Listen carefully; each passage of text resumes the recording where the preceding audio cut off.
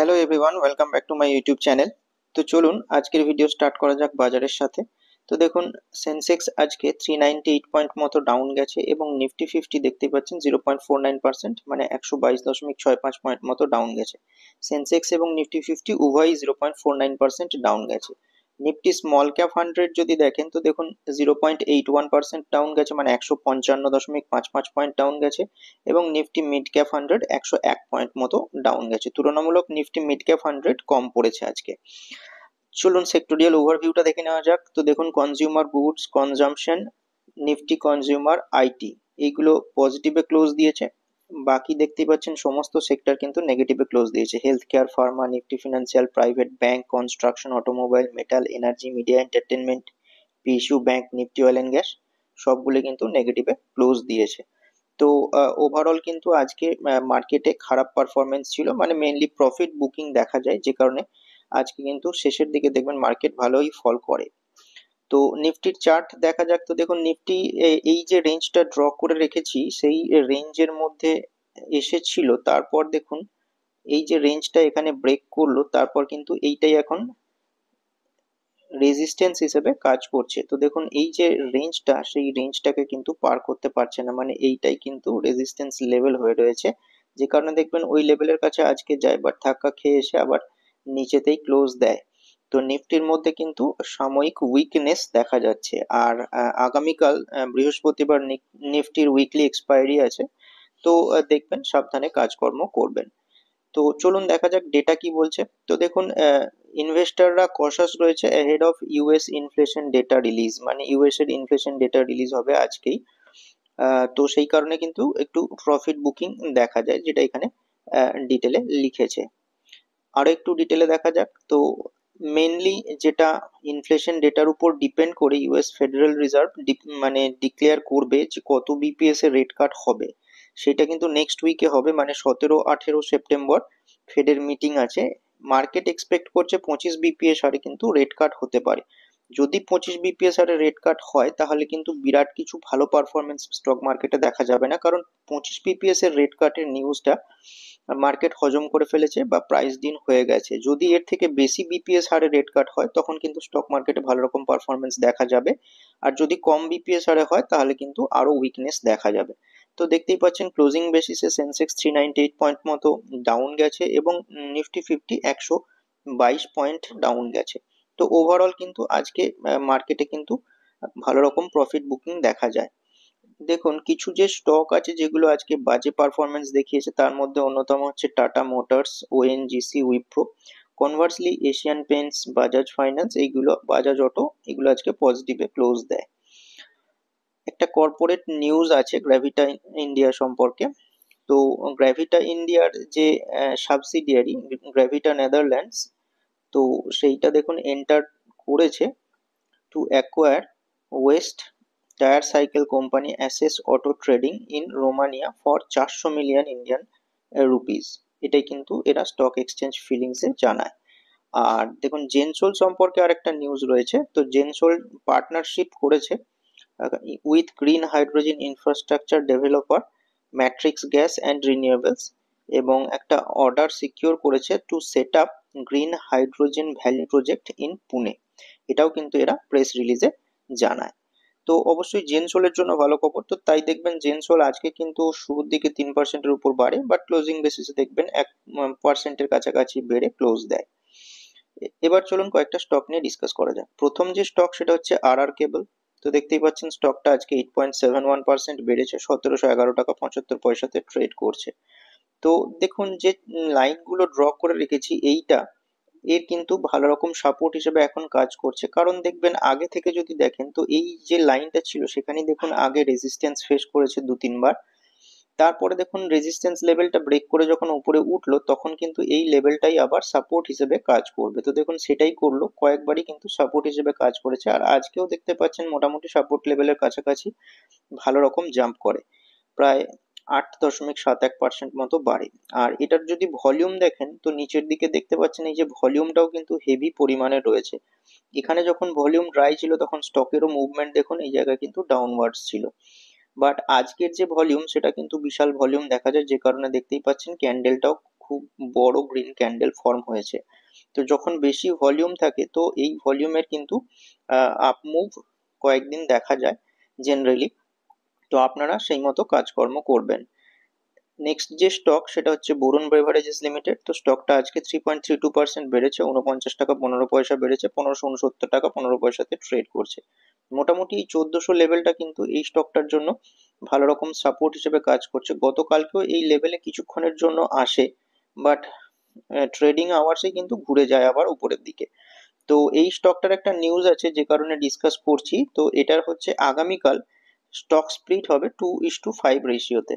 তো দেখতে পারবেন যে ট্রেডিং আওয়ার্সে হয়তো অনেকটা পার্সেন্টেজ নেগেটিভ হয়ে যাচ্ছে, এটা আর কিছু না, 2:5 রেশিওতে স্টক স্প্লিট হচ্ছে, মানে স্টকটার টুকরো হচ্ছে, আর কিছু না। যদি ইভেন নাম্বার অফ স্টক থাকে, মানে আপনার কাছে যদি মনে করুন 10টা স্টক থাকে, তাহলে সেইটা 2 দিয়ে ভাগ করে 5 দিয়ে গুণ করবেন, মানে 10কে 2 দিয়ে ভাগ করলে 5 × 5, মানে আপনার কিন্তু স্টকের সংখ্যাটা 25টা দাঁড়াবে। কিন্তু আপনি যে অ্যামাউন্ট দিয়ে ওই 10টা স্টক কিনেছিলেন অ্যামাউন্টের পরিমাণটা সেমই থাকবে। এইটাই, আর কিছু না, স্টকটা জাস্ট স্প্লিট হবে। তো কালকে যেন হঠাৎ করে দেখে ঘাবড়ে যাবেন না। আর দেখুন স্টকটা কিন্তু ওই ভালোই পারফরমেন্স দেখাচ্ছে স্প্লিটের নিউজ শুনে। তো দেখা যাক নেক্সট দিনে কেমন কি পারফরমেন্স দেয়। নেক্সট যে স্টক সেটা হচ্ছে সুজলন এনার্জি লিমিটেড। তো দেখুন স্টকটা আজকে 5%-এর আপার সার্কিটে ক্লোজ দিয়েছে, 3 টাকা 90 পয়সা বেড়েছে, 81 টাকা 95 পয়সাতে ট্রেড করছে। দেখতেই পাচ্ছেন এর যে অল টাইম হাই সেই লেভেলটাতেই কিন্তু একদম ক্লোজ দিয়েছে। এরপর যদি নেক্সট দিন দেখেন যে এই লেভেলটা ব্রেক করে উপরে উঠছে, তাহলে কিন্তু আরো একটু তেজি লক্ষ্য করা যাবে। আর যদি ব্রেক করতে না পারে, এটা রেজিস্ট্যান্স হিসেবে নেয়, তাহলে কিন্তু আবার স্টকটা নিচের দিকে আসতে পারে। তো দেখবেন কি যেমন যেমন পারফরমেন্স দেবে সেই ওয়াইজ কাজকর্ম করবেন। আর এই স্টকটার একটা ভালো নিউজ রয়েছে যে কারণে এতটা ভালো পারফরমেন্স দেখাচ্ছে। তো দেখুন মর্গান স্ট্যানলি এটার উপর কভারেজ স্টার্ট করেছে। এনটিপিসির কাছ থেকে সুজলন এনার্জি অর্ডার পেয়েছে, যে কারণে এদের আর্নিংস বুস্ট করতে পারে বলে মর্গান স্ট্যানলির মনে হয়েছে। এটা কিন্তু গতকালকের নিউজ, বাট তার এফেক্ট কিন্তু আজও রয়েছে, মানে স্টক প্রাইসের মুভমেন্ট কিন্তু উপরের দিকেই হয়েছে। আর দেখুন স্টকটা কিন্তু মন্ডেতে প্রায় 3.4% মতো বাড়ে, এনটিপিসির কাছ থেকে অর্ডার পায় সেই কারণে।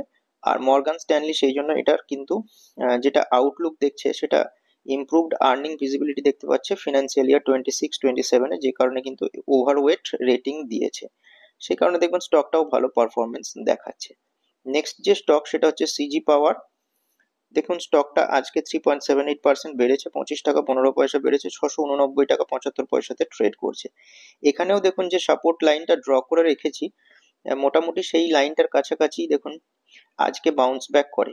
660-65 লেভেলটা কিন্তু একটা স্ট্রং সাপোর্ট লেভেল হিসেবে কাজ করছে, কারণ দেখবেন আগে এই জায়গাতে রেজিস্ট্যান্স ফেস করেছিল, তারপর দেখুন এটা ব্রেকআউট দিয়ে উপরে ওঠে, তারপর দেখুন এই লাইনটাই কিন্তু সাপোর্ট হিসেবে কাজ করেছে দুবার। আর এখানে দেখুন আজকেও কিন্তু জাস্ট ওই লাইনটা থেকেই কিন্তু আপ মুভ দেখা যায়।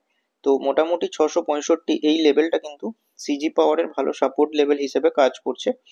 তো স্টকটার উপর নজর রাখবেন। এই স্টকটার একটা নিউজ রয়েছে যে কারণে আজকে ভালো পারফরমেন্স দেয়। স্টকটা এমনিতে কয়েকদিন ধরে ডাউন ট্রেন্ডেই রয়েছে, বাট আজকে দেখবেন ভালো পারফরমেন্স দেওয়ার পিছনে কারণ হচ্ছে পিএম মোদির স্পিচ অ্যাট সেমিকন ইন্ডিয়া 2024।